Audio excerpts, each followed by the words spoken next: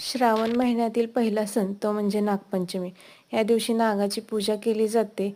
त्याच्यासोबतच त्यांना लाह्या व दुधाचा अभिषेक केला जातो, नैवेद्य दाखवला जातो. त्यासोबतच एक गोड मिष्टान्नाचा पदार्थ ज्याला की दिंडे असे म्हणतात, पुरण आणि उकडलेलं कणिक म्हणजे यातून बनवलेला हा पदार्थ तो नैवेद्य म्हणून दाखवला जातो. आमच्या घराशेजारीच वारूळ असल्यामुळे आम्ही तेथे पूजा करायला गेलतो.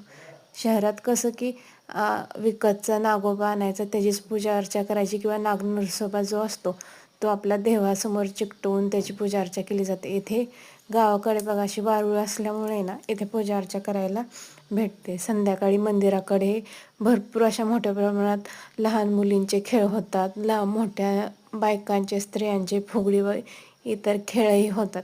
गावाकडचे काही काही सण आहे ना भरपूर उत्साहात साजरे केले जातात, जे की शहरामध्ये कमी. शहरात कसे गणपती वगैरे खूप मोठ्या उत्साहात साजरे केले जातात, पण गावाकडे हेच जे लहान लहान सण आहे, रंगपंचमी, नागपंचमी, होळी किंवा अजून बरेचसे काही ते सण साजरे केले जातात.